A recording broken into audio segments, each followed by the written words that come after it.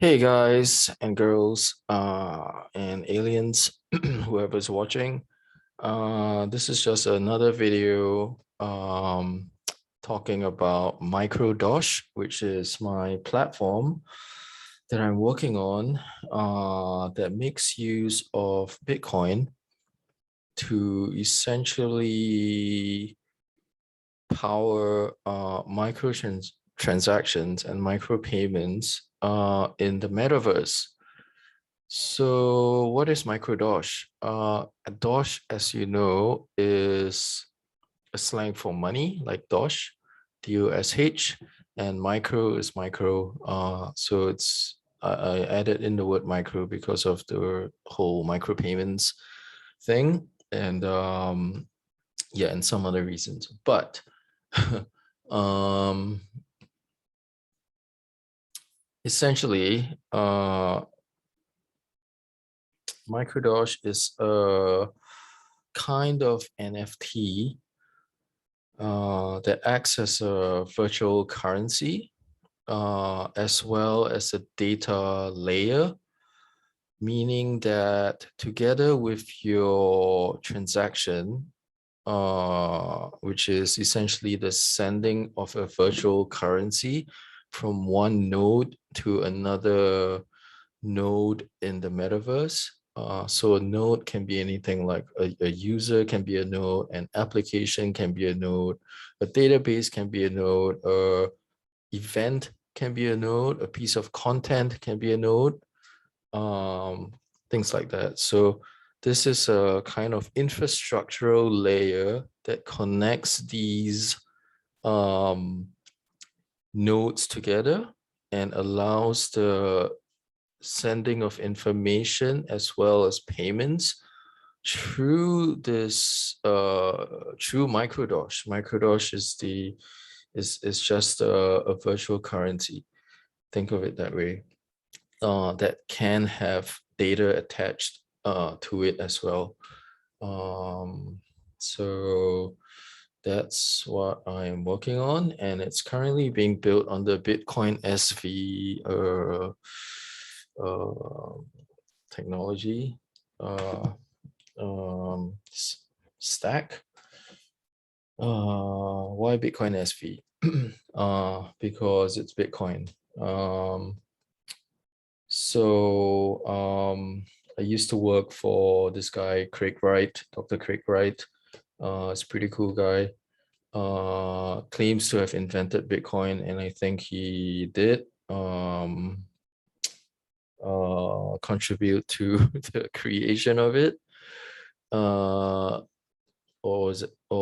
at least was part of the core team. But anyway, I used to work in a startup in Sydney a long time ago, and I was just a designer there. But I was introduced to the concept of Bitcoin back in that time, and ever since then, it has intrigued me, and the possibilities that Bitcoin as a technology can unravel are um, very good. So essentially, it's a kind of life-changing technology, if you will, in the sense that there are a lot of things that are not optimal yet in the world. The internet as we know it today is just it's not at its final state. So I think with the introduction of um, uh, platforms like Microdosh that kind of share the same Bitcoin um, vision and make use of Bitcoin essentially. Um, um, the internet would be and hence the world would be a much better place. So yeah, NFTs. Well, So art NFTs well, this is not like something new that I'm talking about. It's just basically art NFTs. They're cool, but mm, in the way they're designed right now, they are not really they don't really protect the artist in the sense that if I'm an artist, I upload my original artwork to the NFT platform. I don't really I can't stop people from stealing my art, right? Even if they don't buy my NFT. So unless there's some kind of technology layer that uh obfuscates some part of the original high-res artwork, um, or whatever piece of content is being shared, that that well yeah, unless that is added, I don't really see a lot of point in art NFTs. But one thing that can be done that is quite cool are reward NFTs.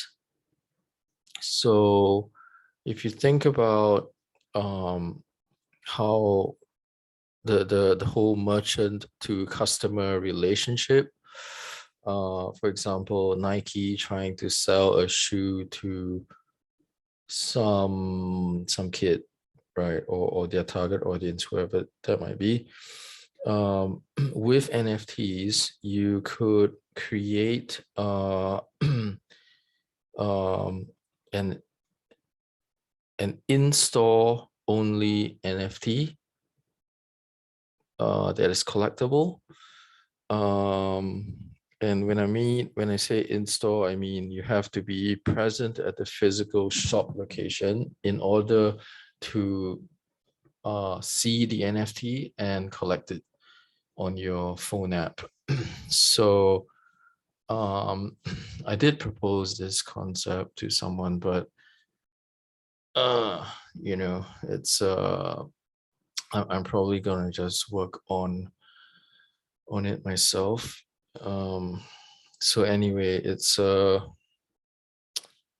basically with reward NFTs, you can create the NFT that is viewable only in a particular sphere of influence in the metaverse, in the virtual world. So what I mean by sphere of influence is, let's say I'm in the metaverse, right? I'm walking around and I set my sphere of influence to like five blocks around me. So that's my sphere of influence. If the NFT is at a particular place in the metaverse, let's just assume the metaverse is 3D for the moment. Yeah, I basically go to that point in space and time in the metaverse, and only if I'm there in that NFT's radius of influence can I pick up the NFT and collect it in my NFT wallet. So this NFT will allow me to do various things. For example, create allow me to maybe purchase a high-end pair of Nike sneakers. Maybe if I collect 10 of these special NFTs, this might unlock another kind of NFT that might allow me the right to purchase a physical object in real life, maybe a limited edition sneaker or jacket or Ferrari or something like that. So this is basically a concept from the whole phygital trend, phygital as in physical and digital. So yeah, Yeah, I am working on a platform now that's trying to do some of that. Um, so looking out for collaborators, investors, whoever wants to really be part of this journey. I think it's super exciting, and there's a lot of possibilities that can be done with NFTs um, and virtual realms. I'm trying not to use the word Web3 because it sounds really buzzwordy, but essentially, with the advent of VR glasses, augmented reality glasses, like maybe the Apple glasses, the way that we interact with the world will be changed tremendously. And NFTs, while they are kind of like a buzzword now, I think there's a lot of really cool things that can be done with the whole concept of tokenization. Um, like what I've just explained is like one example, and we are basically at the infancy of this new Web3 start. So yeah, like 10 years down the road, this is just going to be what I've said, even though it might sound a bit innovative now, might just be very commonplace. Just like how when the internet was invented many years ago, people were saying things like, "Hey, did you know in this internet thing, you could use it to chat to like someone on the other side of the globe? Like you could like text chat them. That's like super incredible." So now, obviously the internet has evolved and everyone just works online, and you can buy things from Amazon, and it's just a whole different level of things that you can do with it. But as a technologist, I guess it's just our jobs to evolve technology in a way that is kind of like that's good for the world, like keep uh considerations in mind, like as a designer of products and platforms, one has to kind of like keep in the considerations and impacts, the social impacts or environmental impacts. By the way, Bitcoin is not is proof of work is not a waste of energy. I will go into that in another video. And in fact, I will clarify a lot of the misconceptions about Bitcoin in other videos. That's a really good idea. If you would like, okay, maybe I'll plug all the other Bitcoin related things in separate videos. But just wanted to say that whenever people say proof of work is just a waste of energy, no, it's not really the case. There are some good reasonings for proof of work, and I'll get into that in a separate video. um, so yeah, well, I guess that's it for this video. I just want to keep these videos like short and sweet.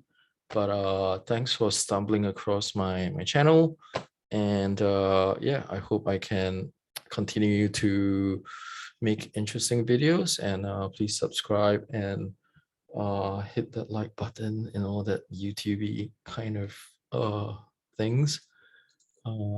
Yeah, till next time.